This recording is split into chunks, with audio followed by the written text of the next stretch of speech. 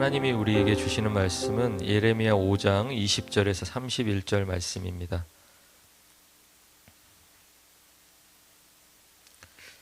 예레미야 5장 20절에서 31절 말씀 우리 한 목소리로 같이 읽겠습니다. 너는 이를 야곱 집에 선포하며 유다에 공포하여 이르기를 어리석고 지각이 없으며 눈이 있어도 보지 못하며 귀가 있어도 듣지 못하는 백성이여 이를 들을지어다. 여호와의 말씀이니라. 너희가 나를 두려워하지 아니하느냐? 내 앞에서 떨지 아니하겠느냐? 내가 모래를 두어 바다의 한계를 삼되 그것으로 영원한 한계를 삼고 지나치지 못하게 하였으므로 파도가 거세게 이나 그것을 이기지 못하며 뛰노나 그것을 넘지 못하느니라. 그러나 너희 백성은 배반하며 반역하는 마음이 있어서 이미 배반하고 갔으며 또 너희 마음으로 우리에게 이른 비와 늦은 비를 때를 따라 주시며 우리를 위하여 추수 기한을 정하시는 우리 하나님 여호와를 경외하자 말하지도 아니하니 너희 허물이 이러한 일들을 물리쳤고 너희 죄가 너희로부터 좋은 것을 막았느니라. 내 백성 가운데 악인이 있어서 새 사냥꾼이 매복함같이 지키며 덫을 놓아 사람을 잡으며 새장에 새들이 가득함같이 너희 집들에 속임이 가득하도다. 그러므로 너희가 번창하고 거부가 되어 살찌고 윤택하며 또 행위가 심히 악하여 자기 이익을 얻으려고 송사 곧 고아의 송사를 공정하게 하지 아니하며 빈민의 재판을 공정하게 판결하지 아니하니 내가 이 일들에 대하여 벌하지 아니하겠으며 내 마음이 이 같은 나라에 보복하지 아니하겠느냐? 여호와의 말씀이니라. 이 땅에 무섭고 놀라운 일이 있도다. 선지자들은 거짓을 예언하며 제사장들은 자기 권력으로 다스리며 내 백성은 그것을 좋게 여기니 마지막에는 너희가 어찌 하려느냐? 아멘. 종교 개혁 주의를 하면 떠오르는 그 연대가 있는데요. 1517년 10월입니다. 아무 관계없는 그런 연대처럼 느껴집니다. 우리가 살고 있던 그 한국 한반도에서 1517년에 무슨 일이 있었는지도 잘 모르잖아요. 우리는 역사 시간에 이렇게 뜨문뜨문 하나씩 이렇게 연대를 외웠던 기억은 있는데 1517년에 과연 무슨 일이 있었을까 우리가 잘 모르는 그런 시대입니다. 1517년 10월의 마지막 날에 독일에서 종교 개혁이 시작되었습니다. 종교 개혁 그러니까 좀 되게 거창하잖아요. 좀 멋있게 느껴지고. 그런데 처음 시작할 때는 이렇게 거대한 무슨 운동을 하자라는 그런 것에서 시작한 것이 아닙니다. 여러 사람이 모인 것도 아니고요. 단지 한 사람이 교회가 현재 건강하지 못한 것 같다라는 생각을 늘 해왔던 그 한 사람이 자기가 이러이러한 부분에서 교회가 건강하지 않은 것 같다.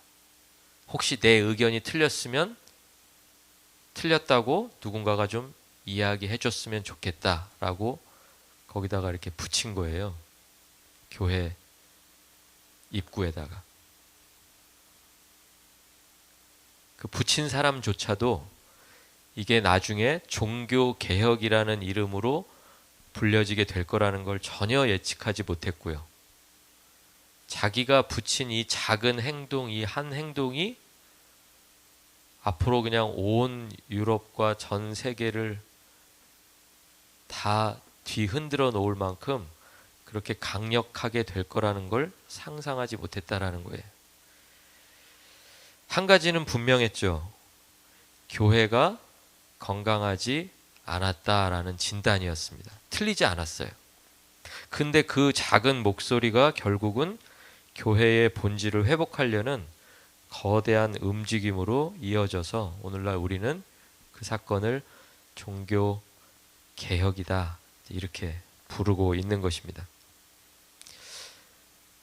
교회는 건강해야 됩니다. 특별히 성경은 건강한 교회를 세상의 빛이라고 그렇게 부르고 있습니다. 건강할 때만. 건강하지 못하면 비출 수 없다는 거예요. 빛을 비출 수 없는데, 교회가 만약 건강하다면 그 교회가 어디에 있든지, 크기가 얼마든지, 뭐 몇 시에 모이든지 그런 것과 상관없이 그 교회가 세상의 빛이 될 거라는 거예요. 어둠 속에 있는 어떤 사람이 있는데 그 사람에게 빛을 비추는 것을 우리는 전도라고 그렇게 말할 수 있습니다. 만약 그게 한 개인이 아니고 한 국가라면 그 국가에게 비추는 빛을 우리는 선교라고 그렇게 부를 수 있겠죠. 그런데 전도라고 부르던 선교라고 부르던 공통점은 뭐냐면 빛이라는 거예요. 그들에게 한 줄기 빛, 소망의 빛, 생명의 빛, 그 빛이 바로 우리가 감당해야 할 전도 혹은 선교라는 것입니다. 교회가 빛이 될 때만 세상이 어둠에서 벗어날 수 있다는 것을 기억하시기 바랍니다. 그러니까 세상이 어두워지고 밝아지고는 누구에게 달려 있는 거예요? 교회에게 달려 있는 거예요. 교회에게. 그런데 또 교회에게 달려 있다 그러면 나는 또 아무 상관없이 그냥 어디 추상적인 교회, 그것도 좀 영향력 있는 큰 교회 이렇게 생각하기가 쉽잖아요. 근데 하나님은 뭐라고 말씀하세요? 하나님은 네가 교회다. 네가. 그러니까 세상이 어두워지고 밝아지고는 누구에게 달려 있어요? 누구에게? 나한테 달려 있는 거예요. 나한테. 내가 건강하면 밝힐 수 있는 거고요. 내가 건강하지 않으면 빛이 나가지 않는 거예요. 그러면 어떤 교회가 빛으로 살아가는 교회일까? 어떤 교회가 건강한 교회일까? 그것을 오늘 본문이 이야기해주고 있습니다. 본문 안에서 우리는 건강한 교회의 세 가지 특징을 발견할 수가 있습니다. 첫 번째는 건강한 교회는 하나님을 경외하는 교회라는 거예요. 하나님을 경외하는 교회. 그러니까 내가 하나님을 경외하면 나는 건강한 교회인 거예요. 내가 건강한 교회면 나는 세상에 빛을 비출 수가 있는 거예요. 그러면 세상이 그때 비로소 어둠에서 벗어나게 되겠죠. 그러니까 나 한 사람이 하나님을 경외하는지 경외하지 않는지 이게 굉장히 중요하다라는 것이죠. 경외라는 이 말은 존경과 두려움이 동시에 갖고 있는, 존경과 두려움을 동시에 갖고 있는 마음가짐이에요. 이게 말로 하면 좀 어려우니까 제가 한번 설명을 해볼게요. 여러분이 존경하는 무슨 역사적 인물들이 있잖아요. 예. 아까 오늘 여기 보니까 무슨 그림에 보니까 마틴 루터가 너무 멋있게 나왔더라고요. 그래서 제가 집사님한테 그랬어요. 아, 실제로는 이렇게 멋있지 않았던 거 아닐까요? 뭐 알 수 없잖아요. 사진이 없었으니까. 근데 하여튼 멋있게 나왔어요. 뭐 어떤 사람은 종교개혁주의를 맞이해서 마틴 루터에 대한 존경심이 있을 수도 있어요. 어떤 사람은 뭐 이순신 장군을 존경할 수도 있어요. 어떤 사람은 또 역대 대통령 중에서 누군가를 존경할 수도 있어요. 그런데 존경한다고 해서 그 사람을 두려워하지는 않죠. 그렇지 않나요? 마틴 루터를 존경한다고 해서 마틴 루터를 두려워하는 건 아니잖아요. 그런데 이 경외라고 하는 것은 존경과 두려움이 공존하고 있는 거예요. 그러니까 하나님의 거룩하심을 생각하면 동시에 존경스럽기도 하지만 내가 두려움이 있는 거예요. 어떤 두려움이요? 내가 함부로 살면 안 되겠구나. 이 마음이 있는 거예요. 단순히 그냥 하나님은 너무 거룩하시다, 너무 위대하시다 해서 그치지 않고 그런 하나님이시기 때문에 내가 그분 앞에서 아무렇게나 살면 안 되겠구나라는 두려움이 반드시 그 사람에게 있어야 된다라는 거예요. 그런데 사람은 이것을 잘 경험하기가 어려워요. 이런 감정을 유일하게 경험할 수 있는 딱 한 조건이 있는데 그게 뭐냐면 부모와 자식 간에 자식이 부모에게 느끼는 마음이에요. 하나님이 그것을 경험하도록 그것을 만들어 두신 거예요. 똑같죠? 부모님을 존경하면 동시에 어떻게 돼요? 부모 앞에서 부모를 존경하는 자녀는 그 권위 앞에서 함부로 행동하지 않아요. 나 우리 부모님 참 좋아, 참 사랑하고 존경해 하는데 근데 내 삶은 내가 내 마음대로 살 거야. 이렇게 되지는 않는다라는 거예요. 그러면 그 사랑이 가짜든지 존경이 가짜든지 둘 중에 하나는 가짜라는 거예요.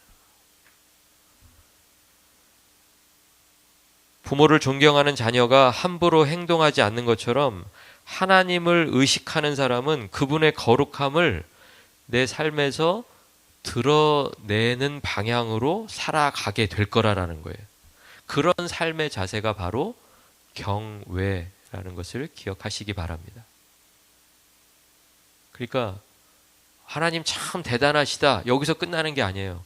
대단하신 하나님이어서 그래서 나는 오늘 어떤 선택을 내리겠냐라는 거예요. 거기까지가 경외인 거예요.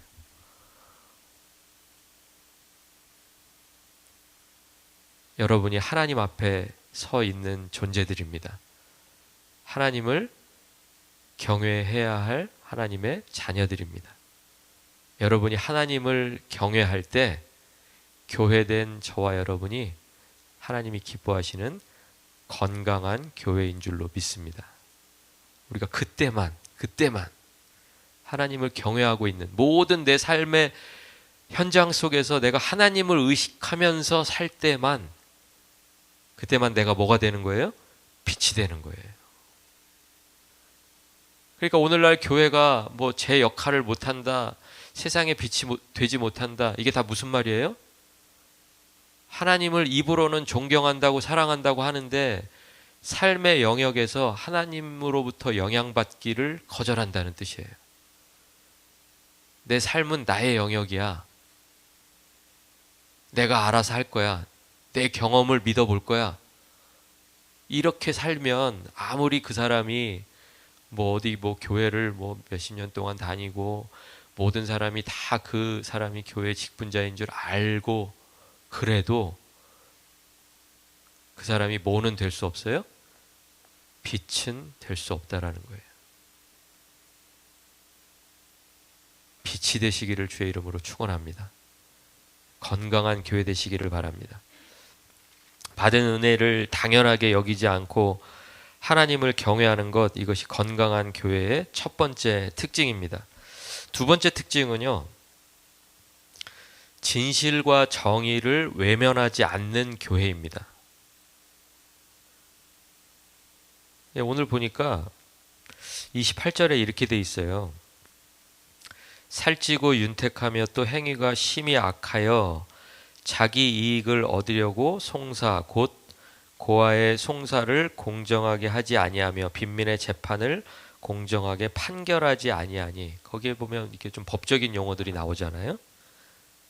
송사, 소송이죠. 소송, 재판, 판결 이런 것들이잖아요.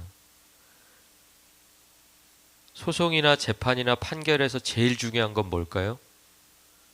제일 중요한 건 뭘까요? 진실을 어떻게 밝혀내느냐잖아요. 진실. 그죠? 판결은 내릴 수 있지만 그 판결이 진실에 근거한 판결이 아니라면 사실은 그게 뒤집혀져야 맞는 거잖아요.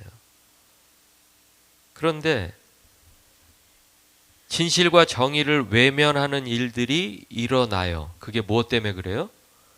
무엇 때문에? 나의 이익 때문에 그렇게 된다라는 거예요. 나의 이익, 자기 이익을 얻으려고.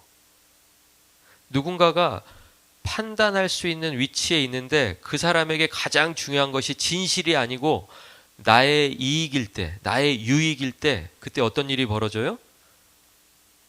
엉뚱한 판결이 나온다라는 거예요. 거꾸로 된 판결이 나온다라는 거예요. 진실과 정의가 외면당한다라는 거예요. 눈앞의 이익 때문에.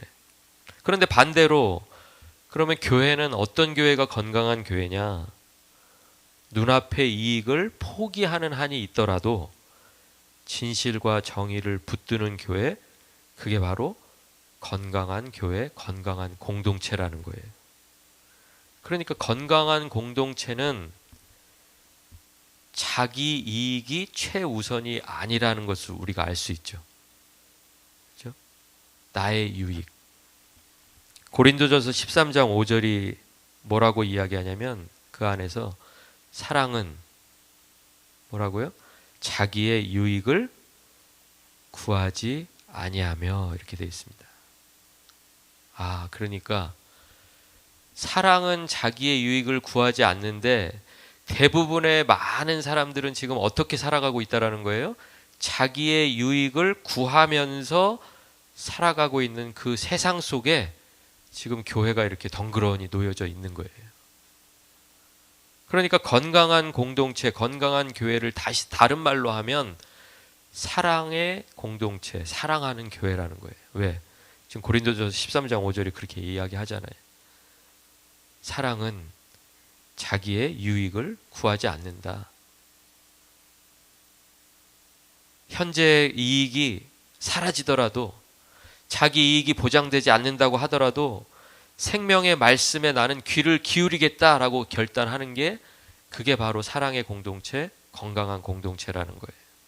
그런데 반대로 생명의 말씀에 귀를 막고 자기 유익을 위해서 자기 유익을 구하며 살아간다면 아무리 그 공동체의 이름이 교회라고 하더라도 이름은 교회가 될 수 있을지 모르지만 뭐가 될 수 없는 거예요?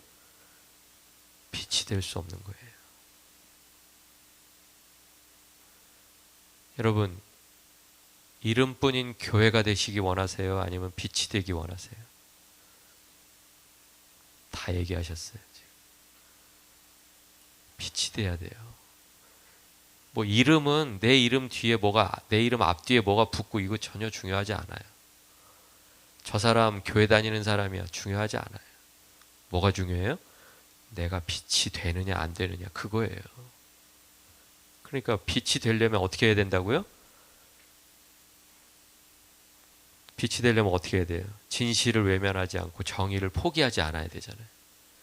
그런데 그 진실을 외면하고 정의를 포기하게 되는 대부분의 경우가 다 자기 유익에 매여 있기 때문에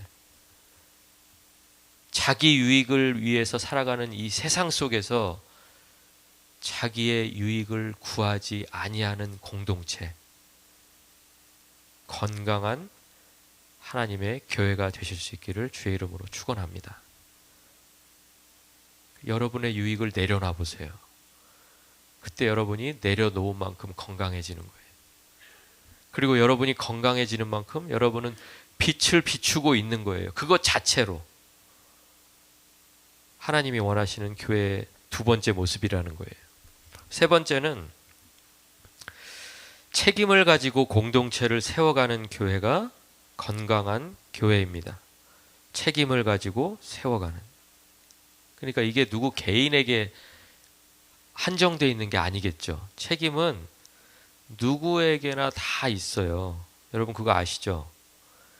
크기의 차이와 종류의 차이만 있을 뿐이지 책임이 없는 사람은 없는 거예요. 누구나 다 책임이 있습니다.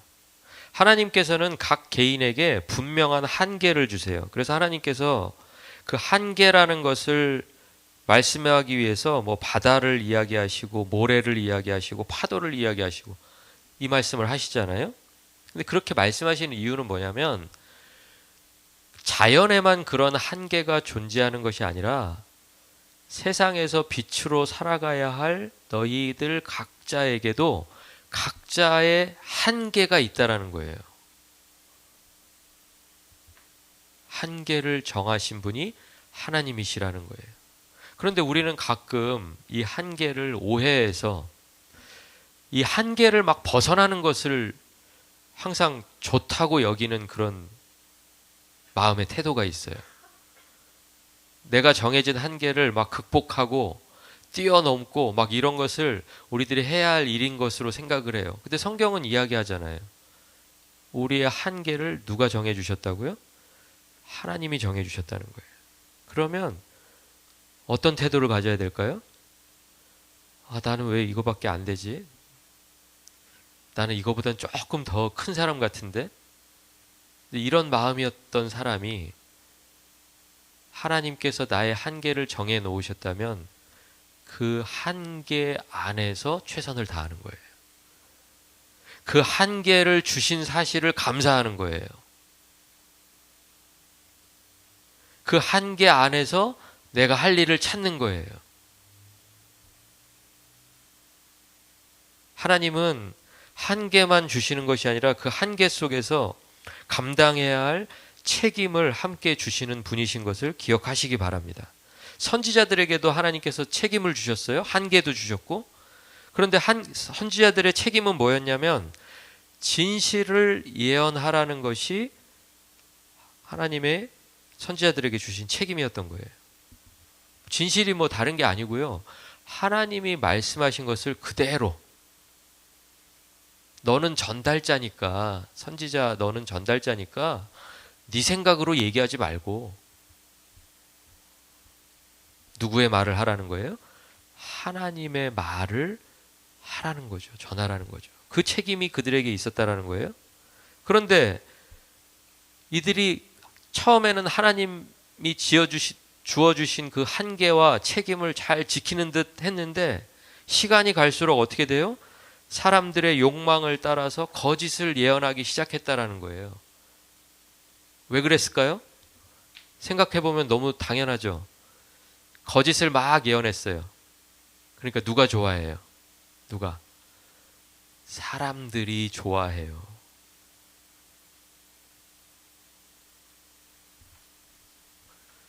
우리가 역사에서도 그런 예가 있었잖아요. 바벨론 포로에 끌려갈 때 하나님의 선지자들은 다 뭐라고 예언했어요? 예레미야 같은 선지자들은 끌려가라. 끌려가면 하나님의 때가 차면 하나님께서 다시 데려오실 것이다. 데리고 오실 것이다. 그런데 거짓 선지자 중에 한 사람인 하나냐 같은 사람은요, 뭐라고 예언했어요? 처음 끌려간 포로들이 2년 뒤면 돌아온다. 2년 다 돼간다. 그러니까 사람들이 어떤 걸 좋아했다고요? 거짓 예언을 더 좋아하고, 다음에 이제 하나님의 뜻을 물을 일이 있으면 사람들이 다 누구에게 갔겠어요? 예레미야에 갔을 것 같으세요? 아니면 하나냐한테 갔을 것 같으세요? 하나냐한테 가겠죠. 왜? 그 말이 내가 너무 듣고 싶었던 말이야. 그렇지. 하나님의 자녀된 우리가 그렇게 쉽게 망하지 않지. 2년 뒤에 우리가 다시 일어선다. 이게 그 사람들의 욕망과 선지자들의 욕망이 딱 만나니까 거짓 예언인데 그 예언 들릴 때 사람들이 다 뭐라고 했겠어요? 하나님의 말씀입니다. 선포하니까 다 뭐라고 했겠어요? 뭐 요즘같이 그랬는지 모르겠지만 아멘 아멘 그랬을 거 아니에요. 그죠?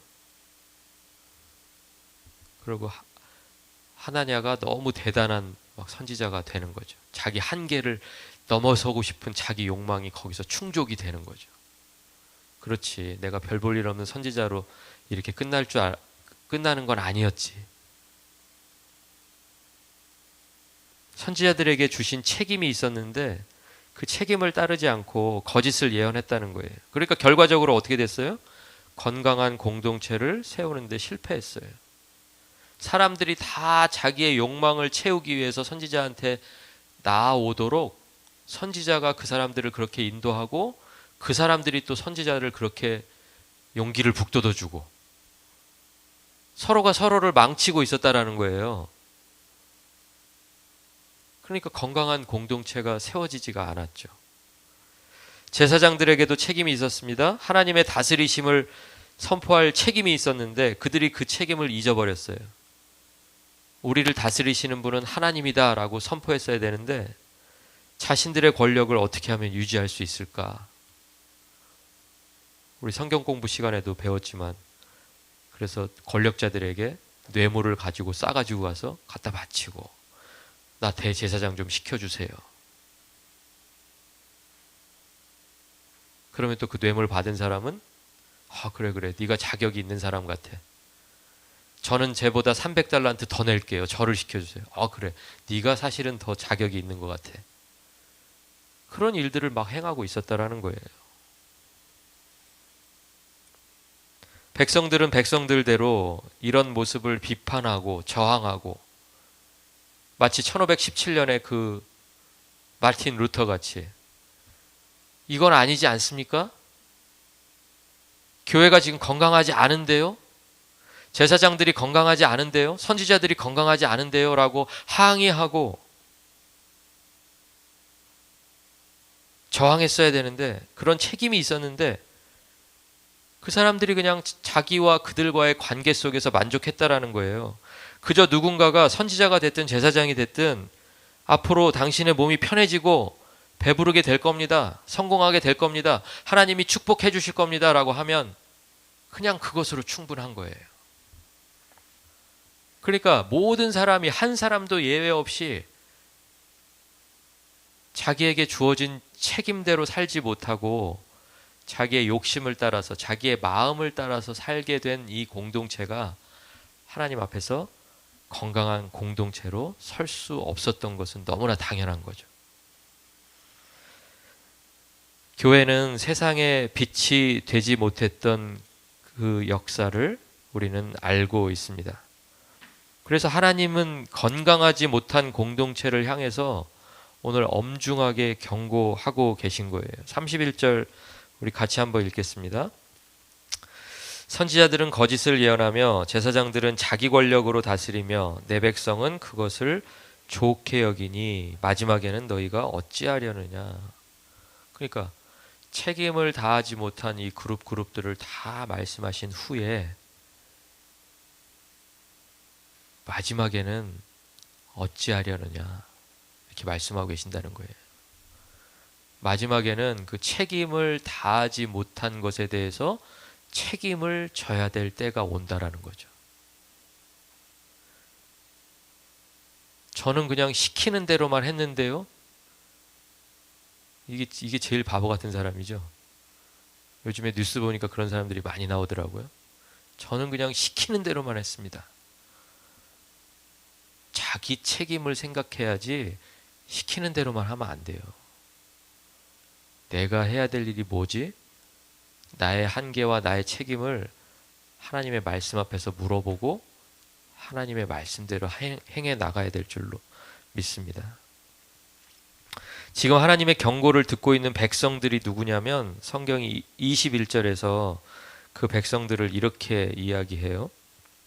어리석고 지각이 없으며 눈이 있어도 보지 못하며 귀가 있어도 듣지 못하는 백성이여 한 다음에요. 그 다음에 되게 중요한 말이 나오는데 이를 들을지어다 이렇게 얘기해요. 근데 이 21절 이 문장 속에 되게 이상한 부분이 있어요. 어디가 이상한 것 같으세요? 엄청 이상해요. 전 딱 보자마자 왜 이렇게 써놨지?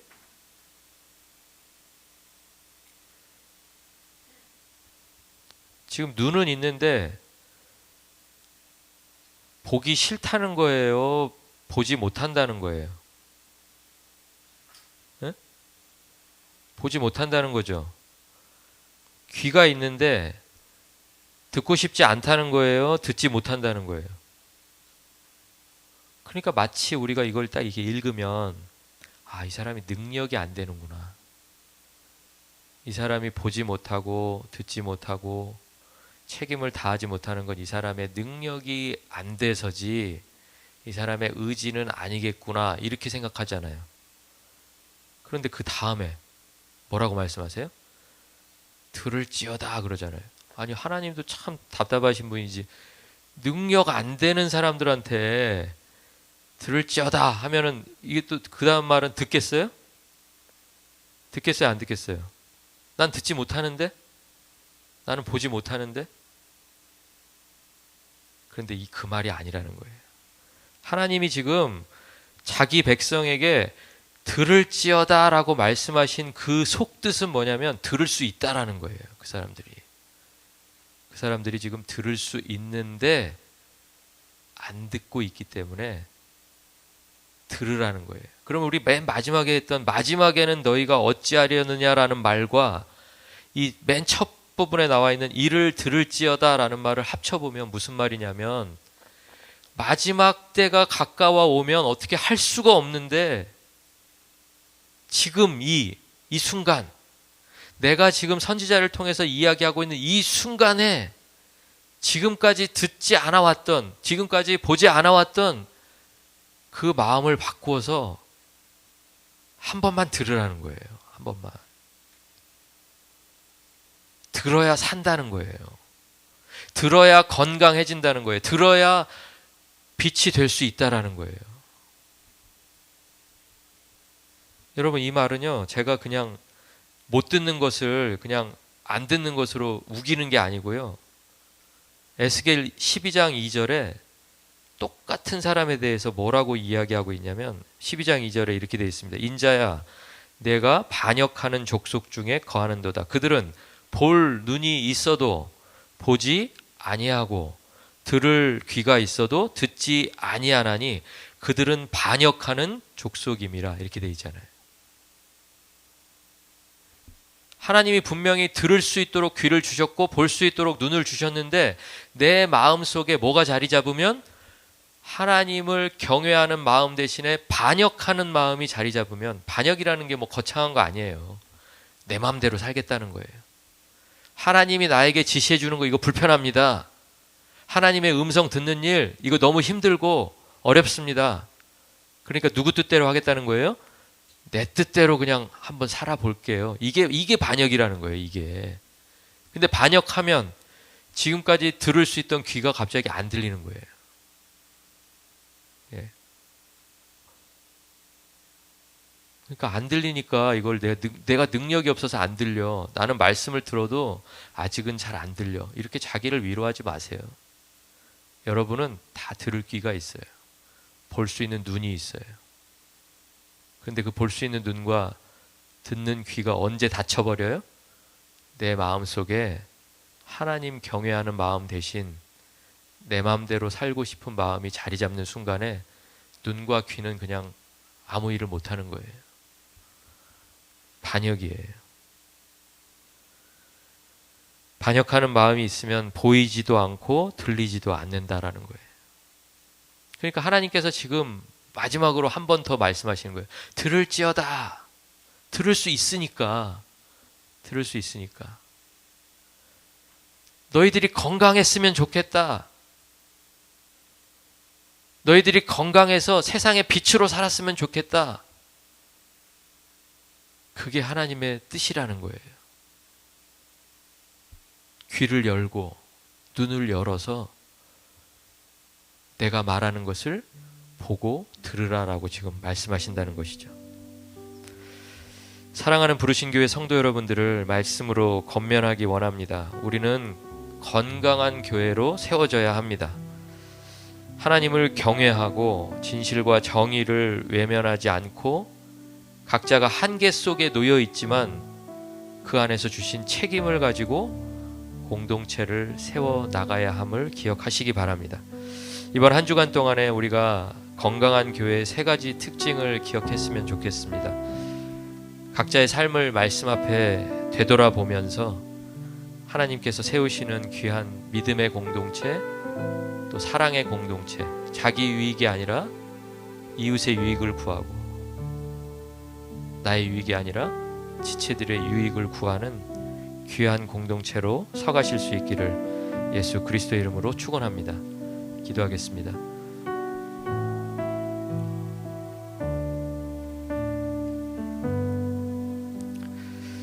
하나님께서 허락하신 좋은 일, 하나님을 경외하는 일이 우리들의 믿음 생활 가운데에서 가장 좋은 일인 것을 믿음으로 고백합니다.